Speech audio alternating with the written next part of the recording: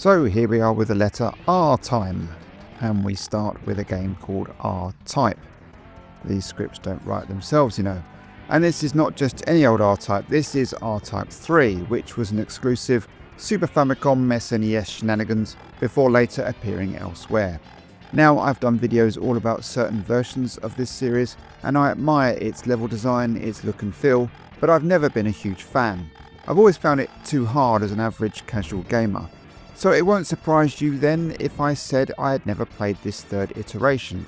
Even in my local Blockbuster, it would have been a hard pass. So what about now? Well, I didn't play for too long, but I have to say I really enjoyed it. Checkpoints and continues are always a plus. It's fast but not to the point of playing it by the seat of your pants, and it seems more of a thinking man shooter. This is often regarded as the go-to R-Type on the SNES, and I can see why. It's a great shooter that I will most definitely return to.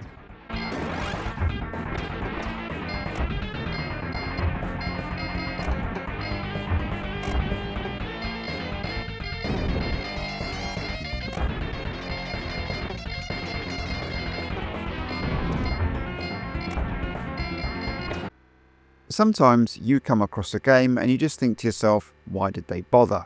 Race Driving is one of those games. The sequel to Hard Drivin, which was a real, look at me, I'm driving a real car around a stunt track vibe in the arcade, that was never going to be replicated here on the little SNES. The Super in Super Nintendo is used here though to describe the game, because it's super slow, super framey, and super unplayable. The best part of the game? Well, it's got to be this fart noise it makes when you crash.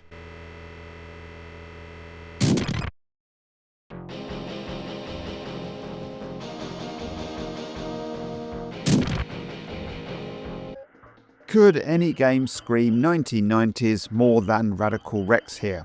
A skateboarding cool dude dinosaur far out man, etc, etc. But actually, I enjoyed this one more than I thought I would.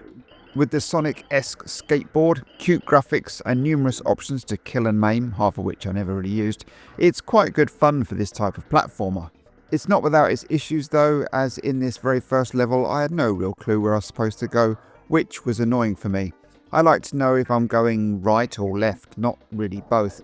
I also seem to start again way back too, which was annoying.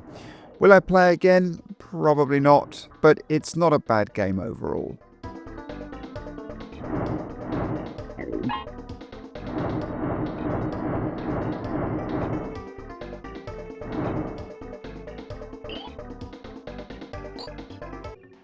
This is the hard battle game of Ranma, I don't know if that's how you say it, or Ranma half, and not the bonkers one about mystical cats or something. No, this one is much more sensible with a magical spring that Ranma falls into and starts martial arts training in. You do you, mate. What we get in reality is a standard looking 2D 1v1 fighting game. But it's alright actually. I had a couple of goes and got some of my character special moves down, not that it helped me, but it was kind of fun actually, and not too far off a Street Fighter 2 experience, so it's recommended.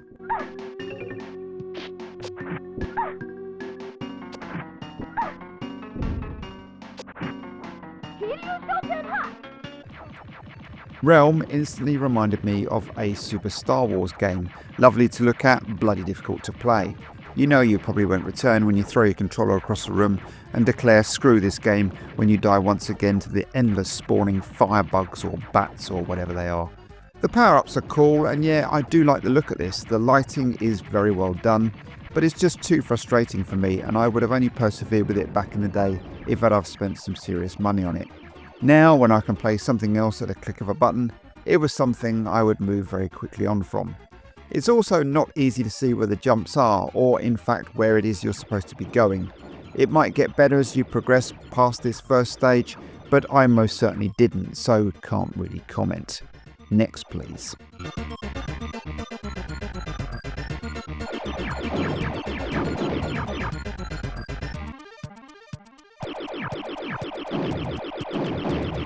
If you saw a 3-player Uzi shooting Revolution X arcade machine in your local seaside town, I'm sure you would have pumped some money in, but once again that's where it should have firmly stayed. transported onto the SNES with a controller, and yeah, you can probably work out how it unfolds. It looks about as okay as you would expect. I mean, it actually does a semi-decent job of replicating the arcade action, but take the guns away and the proper video captured graphics and rock music, again though done well as it could be here to be fair, and you get a very mediocre, boring on-rail shooting everything over and over again bore fest. It might be improved with a friend in tow, but otherwise it's pretty avoidable. If you're watching this, then they've taken over. It's up to you now. Find our car and stop the New Order. Okay, here's an admission. I've never played Rise of the Robots until today. The mainstream media got me. I was told it was shit, so I believed it was shit and stayed away. But today all that changes.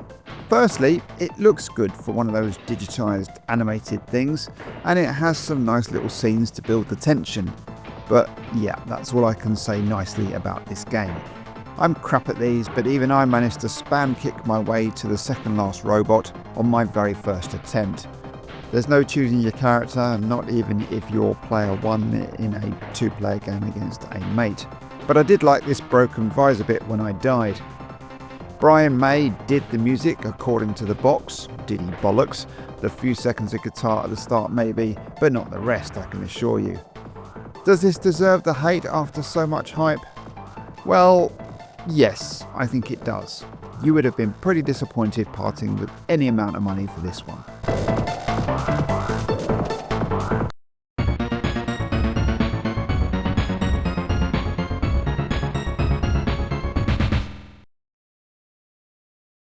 The second rival turf game was played way back in the Bees video when I was around 12 years old, and I didn't like it much then, but as I got older I've definitely got more forgiving, and this is not as good as the sequel, and for the genre it's not too bad. It does what it says on the tin, and if you have a mate over for a play date and a couple of beers, it wouldn't be a bad shout to waste a couple of hours on.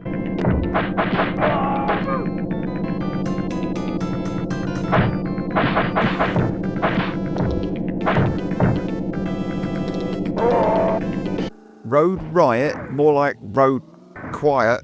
Now you may be fooled into thinking this is another pretty good arcade game that was just too much for our little grey friend, but I disagree. There are plenty of good racers that manage it, and this is most definitely not one of them. It's so janky, oversensitive and just downright nasty to play. At least you get 2 players, which is good, but this is most definitely a hard pass from me.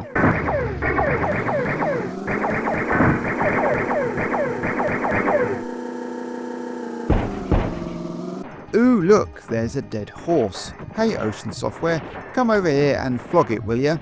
Never to shy away from a movie license this lot, and also having pedigree with this one, with the original excellent Robocop game that appeared in the arcade and home computers in the 80s. Here we have a cracking example of not knowing when to stop with Robocop 3. It starts off in the same vein as the others in the collection, and apparently there's even a flying bit, but don't worry about that because you'll never get there. This is stupid hard. This Robocop missile thing will bugger you up in no time, and Robocop is not much cop at all at taking a bullet or two. It's a frustrating mess, this one, that I would definitely avoid. A little like the movie, I guess.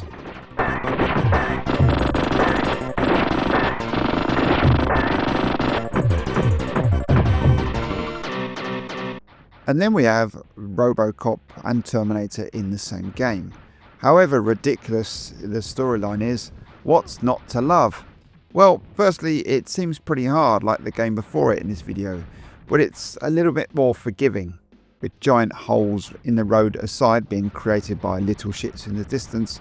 This has got great weapons and graphics, which make this one more instantly enjoyable than the last.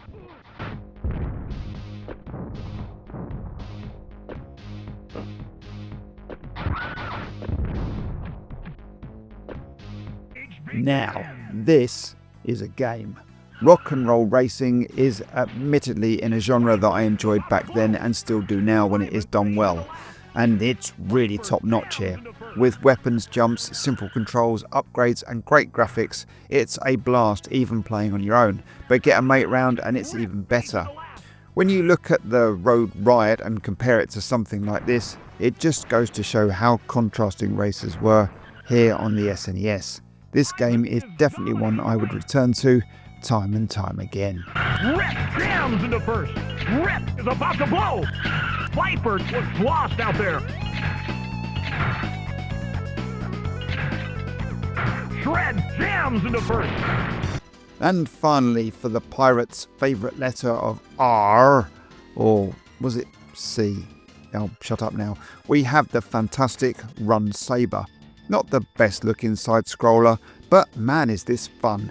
With a cool jump mechanic that will have you jumping everywhere, to nice weapons and some of the best looking nasties in any game on this system. Just look at this end of level boss I'm fighting whilst flipping around on a flying aircraft. It's all very bonkers, but also very awesome too.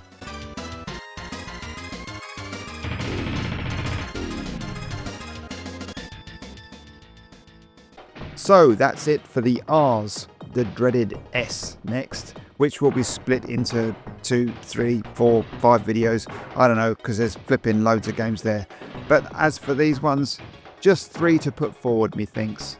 We have R-Type 3, Rock and Roll Racing, and the rather fun bonkers Run Saber. Do you agree? Disagree? What would you put through? What did you like here? What did you hate? Let me know in the comments, and hopefully I'll see you for the start of the S's. Bye for now.